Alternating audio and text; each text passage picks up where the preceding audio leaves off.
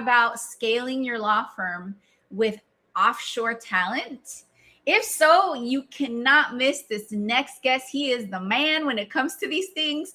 I'm going to bring him onto the virtual stage right after you watch this video.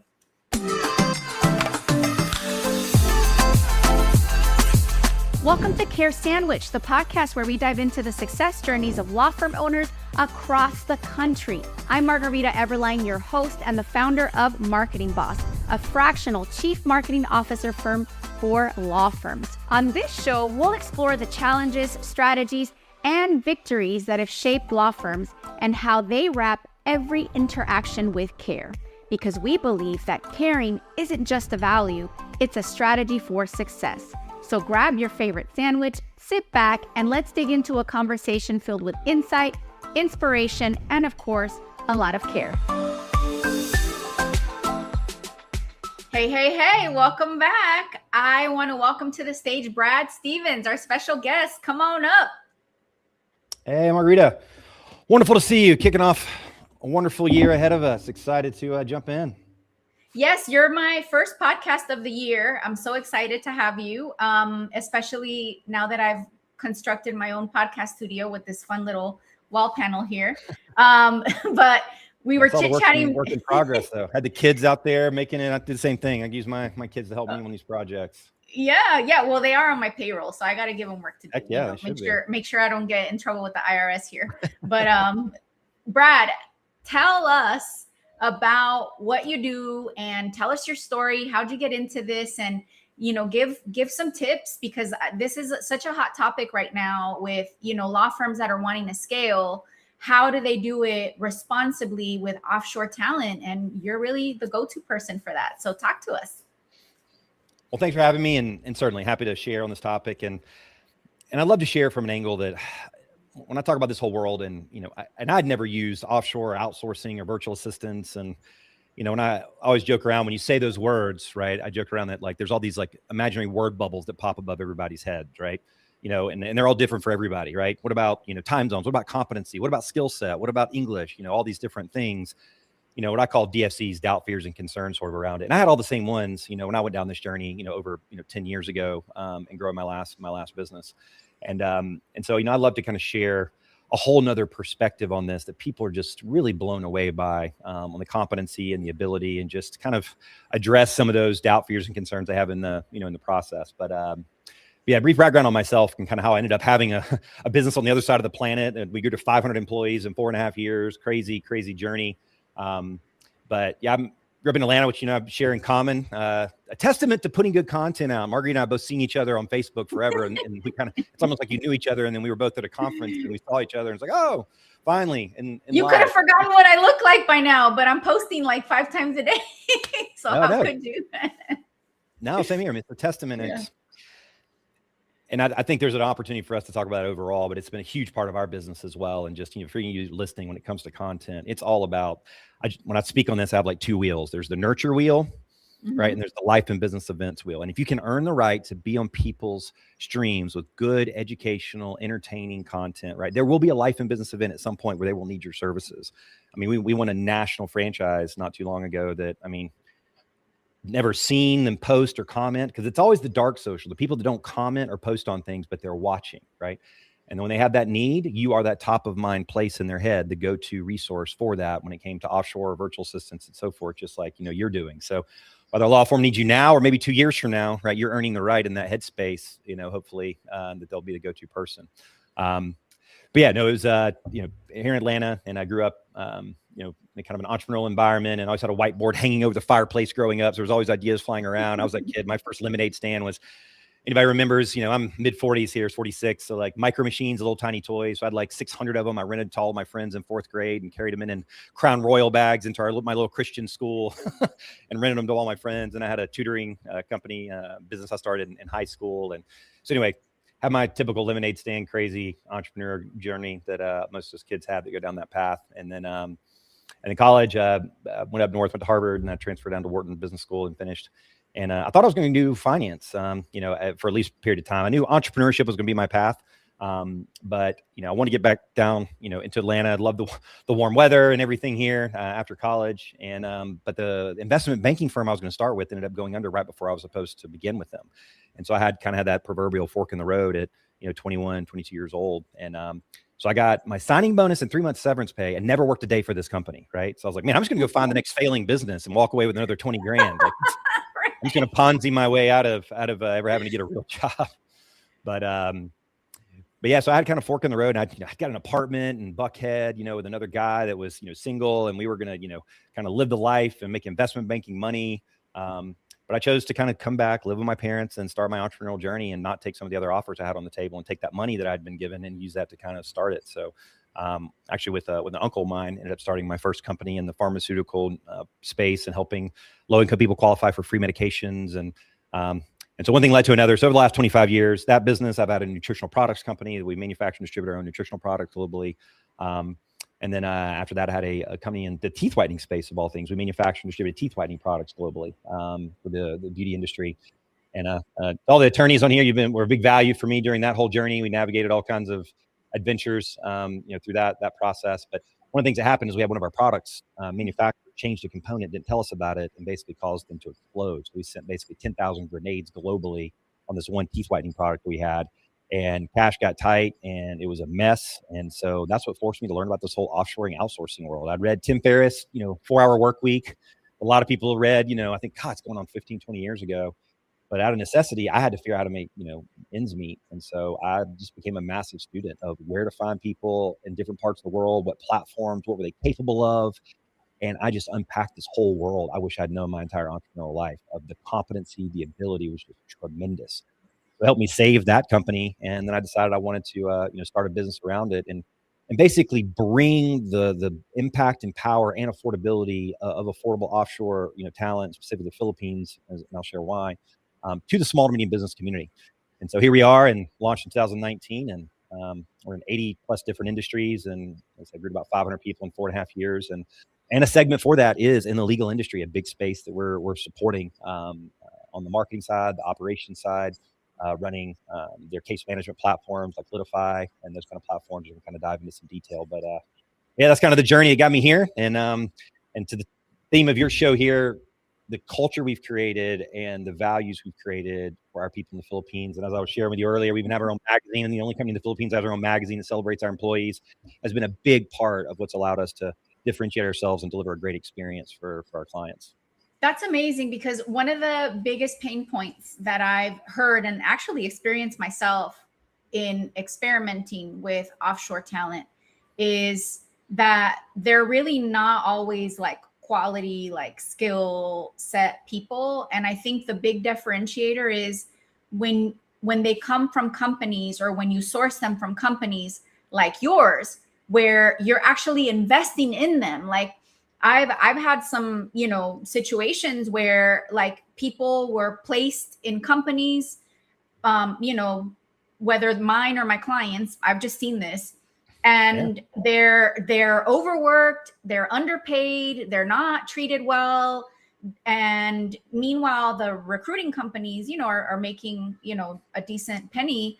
But then the end user, which is the business using the labor, isn't getting really the max benefit. So it caught my attention how the ecosystem that you've created is about, yes, I'm going to bring you value by bringing you this talent, but I'm also going to invest back in the talent. I think that's amazing. Tell us more about how you do that, because I really think that's key to having a good experience with offshore talent, is like valuing and being people first, people centered. Certainly. It doesn't make a difference whether you got a company in the US or got a company internationally, or your own family unit, right? It's like, how you treat people, and it's why the cliche, if you will, but very valid, that culture eats strategy for lunch every day, because none of the rest of that matters if you don't have the right people in the right seats and treating them well. And I'm a huge Jim Collins person.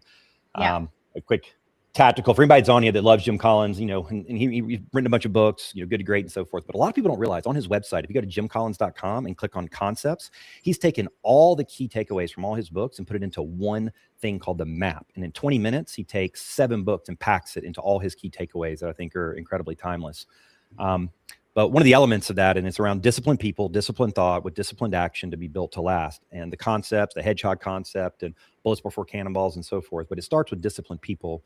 And, a component of that is the right people on the bus, and then a mindset of level 5 leadership, right? That he talks about in the book, right? And one of the big differentiators when he talks about, in Good to Great, he studied 1,500 companies, and only 11 he found, regardless of industry, that managed to be successful over time.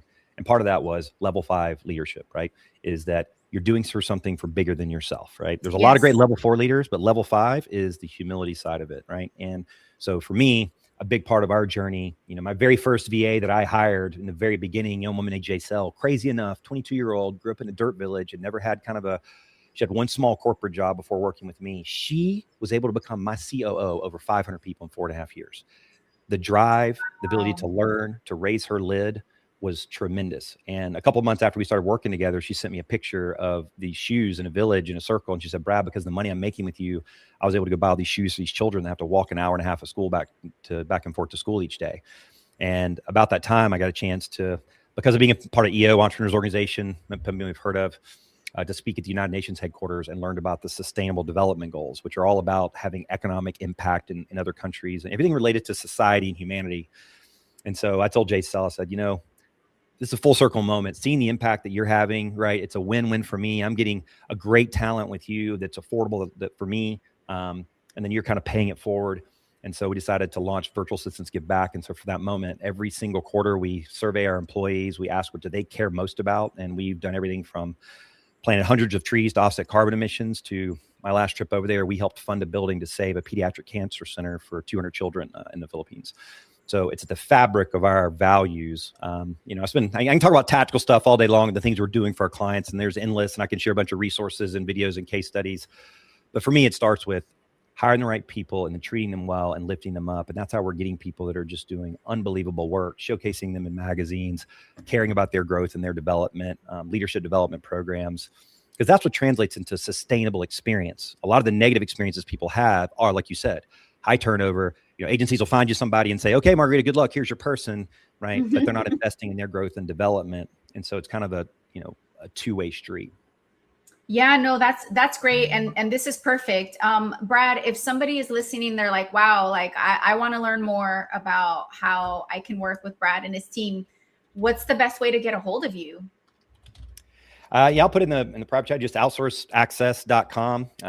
It's kind of our main website there. And off of there, you can find, if you go click on industry there and you drop down, you'll see legal and you see all the different work that we're doing for all kinds of different law firms, from personal injury to corporate law, that we're doing across the board, the different types of work in granular detail. We actually have a 80-page playbook of all the things that we're doing. So if anybody wants to send an email to tools, I love it. That's part of what we do. That's part of, again, a differentiator for us is not only do we take care of our people, but we provide strategy. We provide documented playbooks from day one that the client owns, that documents all the processes that we're doing, and provide strategic advisors as well. So it's kind of providing not just an affordable staff, but a comprehensive set of support resources. Happy to share that playbook with everybody. They can get off our website. And if they send an email to tools, TOOLS, tools at outsourceaccess.com, they have to write a message. Just shoot that email at tools@outsourceaccess.com, and just put care sandwich in the subject line where it came from. We'll send out a bunch of resources specifically for the legal audience on all the case studies, all the work, video interviews I've done with our clients, so they can kind of get some more understanding of the detail. And I know your team can do a lot. What are some of the most popular things that law firms, if they're listening and thinking, hey, part of my new year 2026 strategy is scaling with offshore talent? What are some things that we can put on the radar? Hey there. I hope you're enjoying the conversation and your sandwich as much as we are. I want to take a moment to share a few words about our sponsor, Marketing Boss. If you're a law firm owner looking to supercharge your growth, our team at Marketing Boss is here to help. We've got over a decade of experience and a proven track record, and we specialize in growing law firms like yours with data-driven marketing leadership. So if you own a law firm and you're ready to get a predictable, steady flow of cases from your marketing, let's connect at marketing-boss.com. Well, a big thing is just managing, and it depends on the type of law firm, that they are. They're dealing with different types of workflow and needs. I mentioned earlier, like Litify, right? It's just one of many software. It's crazy over the 80 industries. We've learned 150 different software platforms. So a lot of what we found ourselves doing for multiple clients and in the legal industry is managing their case management or internal software management. Like personal injury law firms, right? There's a bunch of moving parts. You're having to go back and forth. And as we know, the cash flow and when you get paid from these clients and so forth, you're having to front the costs and kind of navigate through. But all the things you're having to get in terms of aggregating medical records and get information from the clients and so forth. We have one of our staff actually that she, testament to their learning, she actually was a teacher in the Philippines, had a degree in teaching, and had never worked for a law firm or nothing before. Engaged, she ended up working with a very prominent actually law firm here in Atlanta. You see their billboards all over. And she learned Litify so well and so fast that she actually teaches his U.S. employees now how to use Litify to do their case management.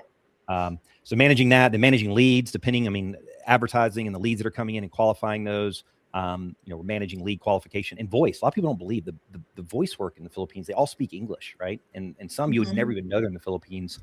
And then marketing management work, managing and supporting like a lot of the direction and strategy you're giving. And at the end of the day, it's about executing, right? It's about the plan and then them executing. We help support and execute those game plans.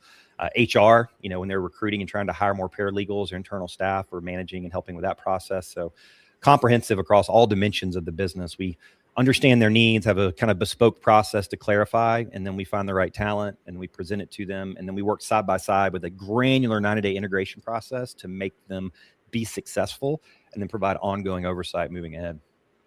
I love that because you're right. The strategy is what we do. We stay in that lane. We don't do implementation. And I love that there are companies like yours that we can pull in to have the hands. I call them hands. We need hands. We need doers. And it's amazing, the company culture that you've built. And I really, really applaud you for that. And the story about the shoes, I'm like, wow, I got a little, that's amazing. So Brad, on the show, we always like to talk about at the end of the show, what your favorite sandwich is. So here's your chance. Tell us what your favorite sandwich is. Is it something international? It is Jersey Mike's for me. It's always been a favorite go-to.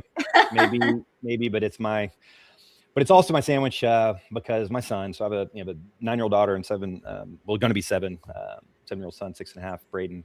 And one of his favorite things to do is he loves Jersey Mike's. He loves the turkey and provolone. And one of the things he loves to do is go into Jersey Mike's, and he likes sitting. So I have an F-150 truck, right, with a bed on the back of it. And we go sit on the back of it. And there's a specific field that he wants to go to. And we sit against the back of it and wants to tailgate on Dad's truck with Jersey Mike's. So I love the Club Supreme, which is I always get. He gets the turkey and provolone and salt and vinegar chips. And we sit on the back of Dad's truck and have a sandwich together. And then he loves sports. And so we throw baseballs and footballs and so forth. So it's a sandwich and an experience that kind of have at the same time. That's so beautiful. That's deep for a little kid. I love that. Yeah, that's great. And truck beds are the best. I have a truck as well. And one of my favorite things to do is to kind of do what I call day glamping when the kids are fishing. Yeah.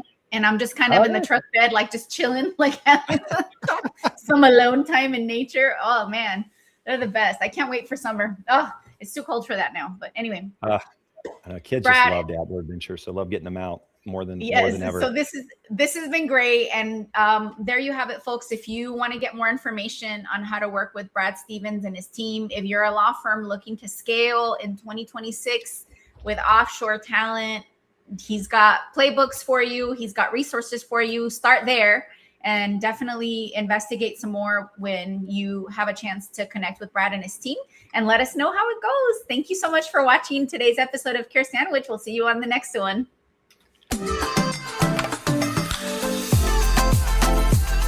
Thank you for joining us on this episode of Care Sandwich.